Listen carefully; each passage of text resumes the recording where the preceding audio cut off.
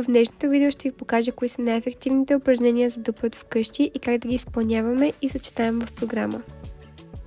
Създадох този канал с идеята да ви покажа какви упражнения може да правите у вас и колко всъщност може да правите у вас.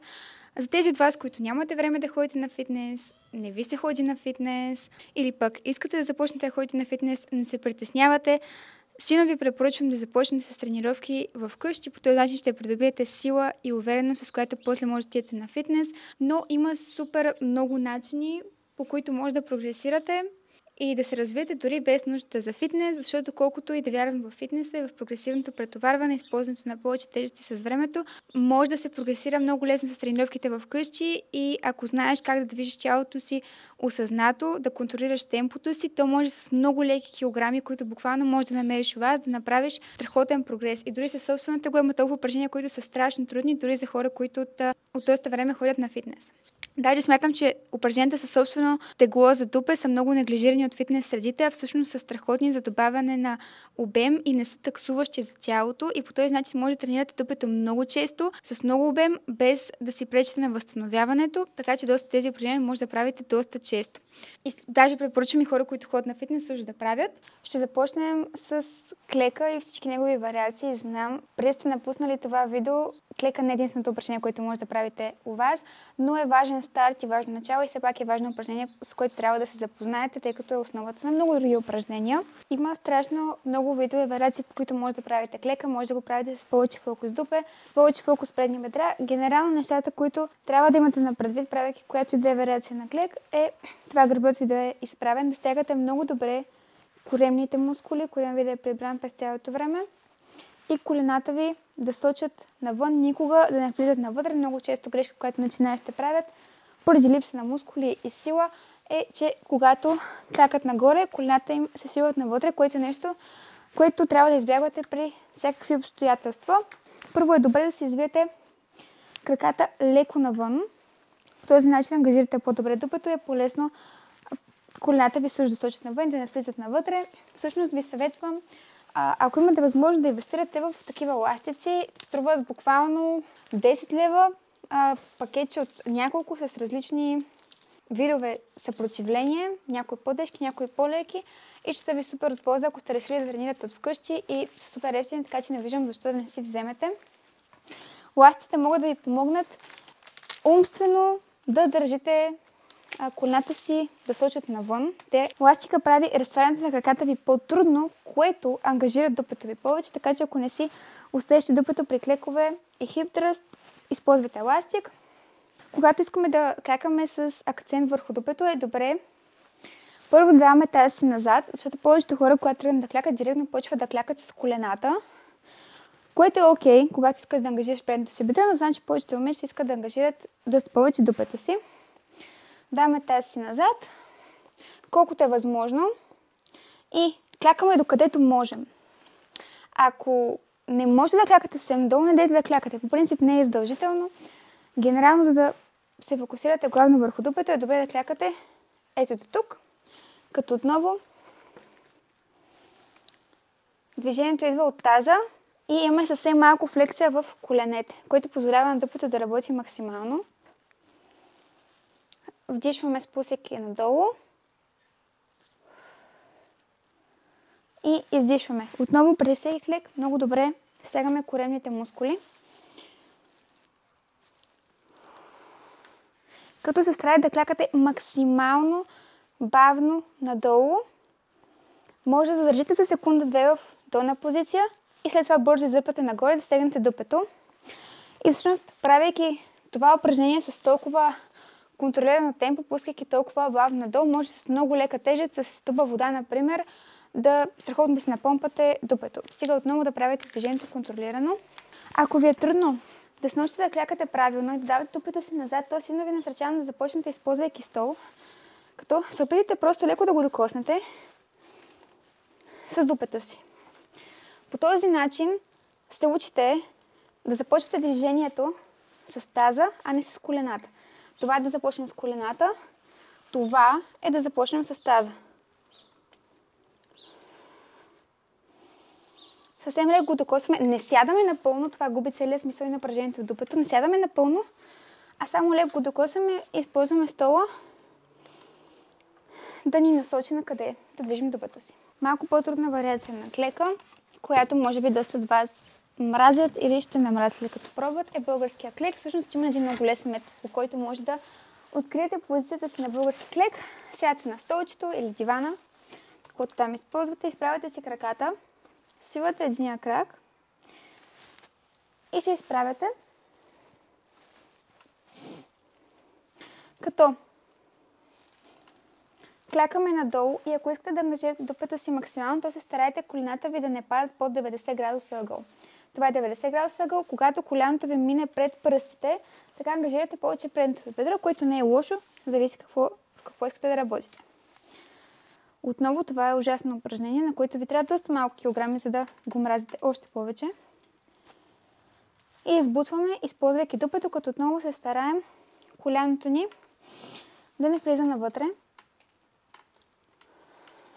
Друга доста трудна вариация на клек вече е с столче, като идеята е да се повдигнем и бавно и контролирано да спуснем надолу, след което съвсем леко да се докоснем с този крак и да се избутаме нагоре, не използвайки инерция, а използвайки дупето и бедрата си.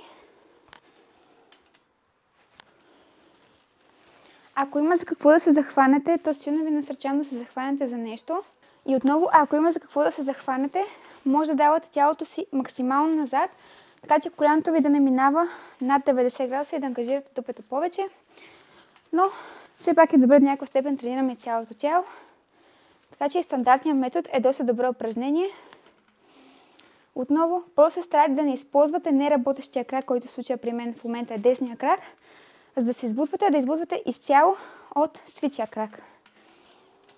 Всъщност добре да спомня, че вие може да пробвате всичките упражнения заедно с мен. Защото най-вероятно, ако гледате това видео, отлагате тренировките, търсите начин да започнете, това е вашият знак. Пуснете си това видео от начало и правете всичките упражнения с мен, докато не ги научите. Това само по себе си ще ви направи една доста добра тренировка. Продължаваме с хип тръст. Ластика не е задължителен, не искам да гледате това видео и си мислите, на мен ми трябва ластик, не мога да тренирам без ластик, можете да тренирате и без ластик, просто ви насърчавам да си вземете. Тук е важно, не трябва да сте твърде нагоре, но не трябва и да нямате никаква опора и да се държите на върта си. Трябва стабилно да може да се закрепени за горната част на гърба ви, като колената и в горна позиция трябва да образуват 90 градуса ъгъл, като тук много важно е да държим винаги брадичката си надолу. Не ето така, доста хора започват да правят хип тръст ето така. По този начин поставяте много напрежение на врата. И така. Идеята е да движим таза си, а не долната част на гърба си. Някои хора правят ето така, което изисква доста работа от долната част на гърба. Искаме движението да се случва главно от таза. Стягайте дупето много добре в горна позиция и бавно пускате надолу. Причината да искаме да пускаме бавно надолу при почти всички упражнения е защото дупето служи като стабилизиращ мускул и колкото по-бавно и контролирано пускаме, толкова повече го активираме. Всяко от тези упражнения може да правите между 8 и 20 повторения, като бих ви съветвала да правите упражнението по-трудно, добавяйки някаква тежест, бутилка, вода или ластик, така че да правите може би отново от 8 до към 20 повторения. И когато стигнете до горна позиция, не дейте да правите ето така и да хайперекстендвате гърбът си. Опитайте се да стягате само дупето. Не ви е нужно да стигате до тук, че дупето ви да е стегнато. Може да стигнете до тук и да стегнете добре дупето си. Всяко движение над това просто активира долната част на гърба ви. И много лесен вариант да направите това упражнение по-трудно е като го правите на един крак. Всъщност това упражнение е изключително трудно дори за хора, които доста време са ходили на фитнес, като мен. И 20 повторения от това упражнение са изключително изтощаващи. Вдишваме и издишваме. Вдишваме и издишваме. Като най-важното е през цялото време да сте концентрирани върху дупето си.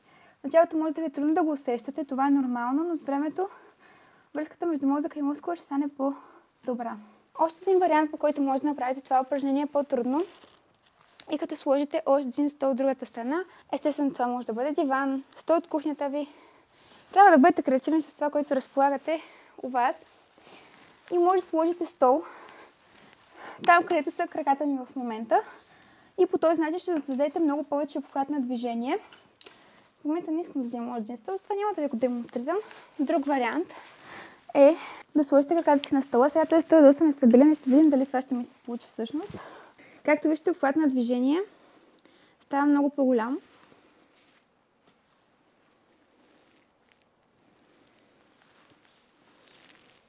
Стягаме добре в горна позиция. Пускаме бавно надолу. Издишваме. Вдишваме при спускането. Това е чудесно упражнение. Ако стигнете от това да правите 20 повторения с единия крак, то ви гарантирам, че до този етап ще имате наистина добре оформена дупе. Така че ви предизвиквам като цел до лятото да може да правите 20 повторения на хип тръст с един крак. Даже 30. Хубаво да си поставяме някакви такива цели, които не са свързани изцяло с външния си вид, за да се държим мотивирани, тъй като резултатите отнемат време, въпреки че упражненията, които ще ви показвам, са ефективни и се старая да търся възможно най-ефективната информация и източници. Въпреки това, прогресът си отнема време, мускула не расте от един ден за другия. Имайте го предвид това. Дайте да легнем. Това го прави в фитнеса, между другото. Изглежда малко абсурдно, така че това е позитива на тренировките вкъщи, че няма кой да ви джъжне за упражненията за дупе, които правите, защото най-ефективните упражнения за дупе просто изглеждат странно. Издишваме. Вдишваме. Издишваме и много добре стягаме дупето си.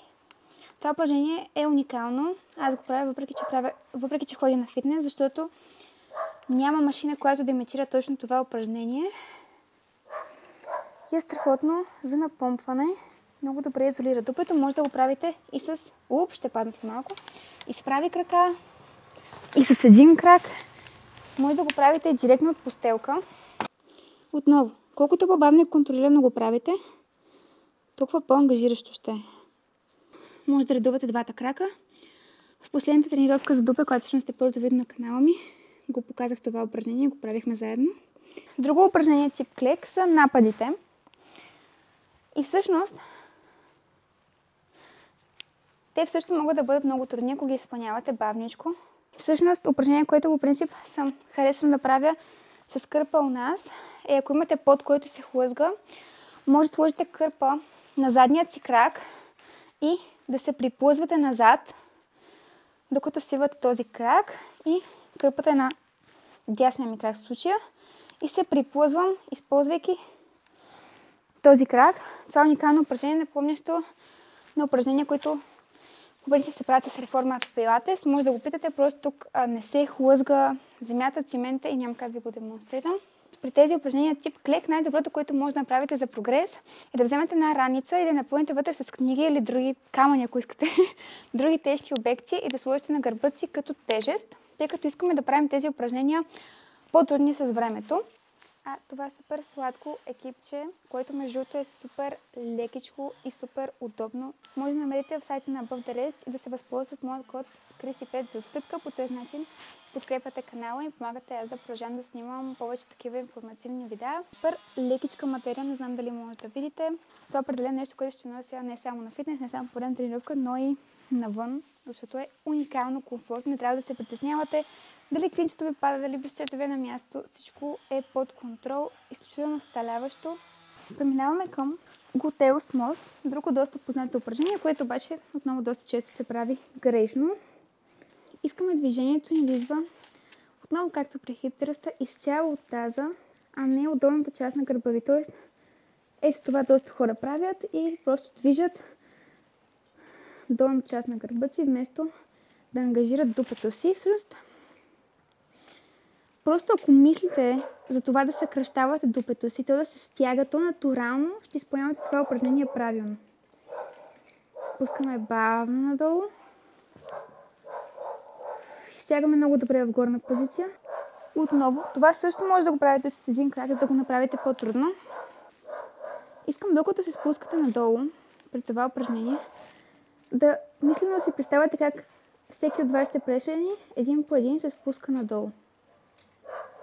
По този начин ще предотвратите това движение, което е грешно, и бавно спускаме надолу, докато гърбът ни не залепне за постелката. Така, продължаваме с Frog Pump. Това упражнение не всяка една от вас ще го усети добре, специфично, някои хора го усещат наистина добре, други не толкова. Съветвам ви просто да го опитате. Отново някои упражнения не се усещат добре в началото, но с времето започвате да ги обожавате. Трябва да изтърпите малко болка, за да може дупата ви да порасне. Просто събираме краката си. Отново стягаме много добре дупето си в горна позиция. И това упражнение може да го правите по-бързичко и да сложите тежест ето тук. И отново е чудесно за напомпване на края на тренировка. Продължаваме с кикбекове.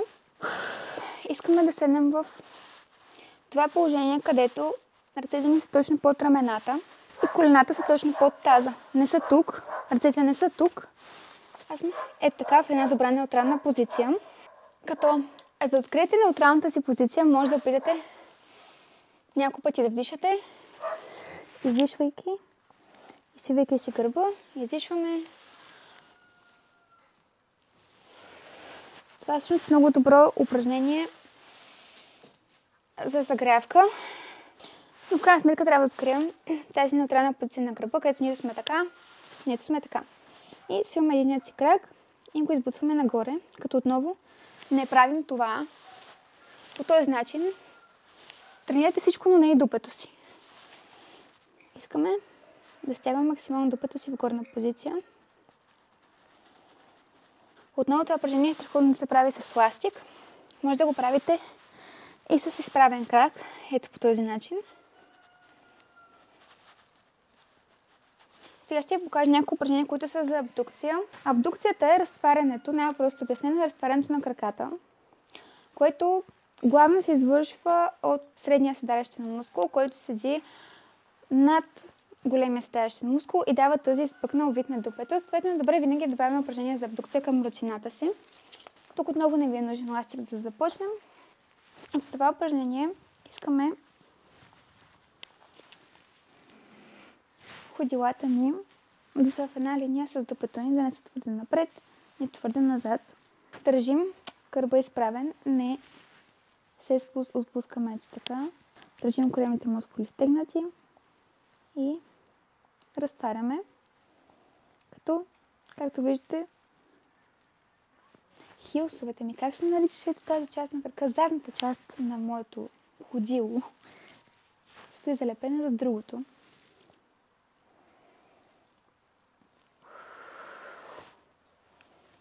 Трябва да го усещате ето тук.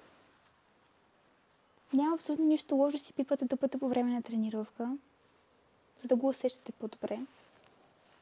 Аз лично го усещам по-добре, когато се сложи единия крак върху другия, защото по този начин се получава вътрешна ротация, която всъщност активира глутеус медиас повече.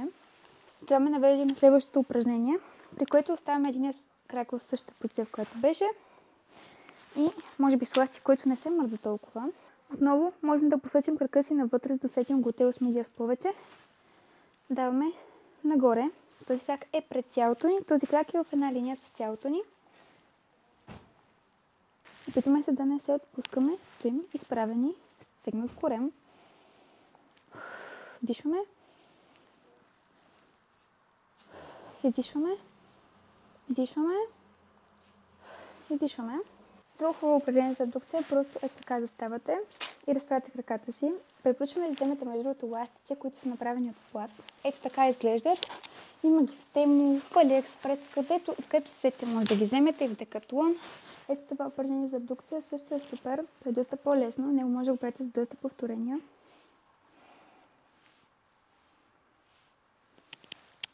И последно упражнение за днес ще ви покажа. Това е упражнение за абдукция, което честно ви казвам, дори на мен ми е малко трудно да го правя, но да започнем пак от тази позиция с свити колене и да дадем таза си нагоре и напред, като стягаме дупето си. Дишаме. За по-лесно може да не спускате додолу. По този начин.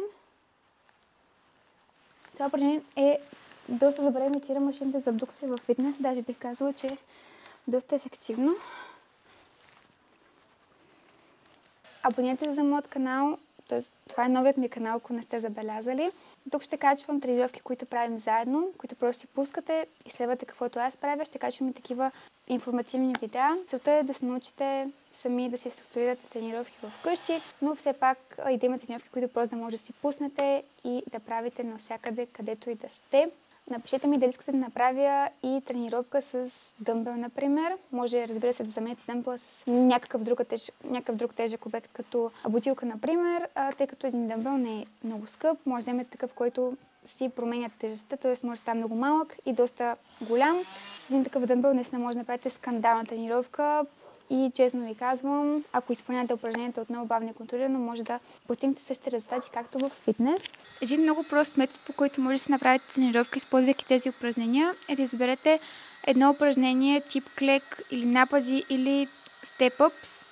Да правите 3 серии от него, да кажем 10 до 15 повторения, може да добавите и тежест, използвайки раници, както споменах по-рано. След това едно упражнение тип хип тръст или мост, може с един крак, може да добавите еластик тежест. Отново правите 3 серии, може да правите между 10 и 20 повторения. И едно упражнение тип абдукция, тип разтваряне на крака, може да го правите и станали. И може да правите така тренировка 3 до 4 пъти в седмицата. Може да правите и едно упражнение тип клек, 2 тип мост, едно тип абдукция.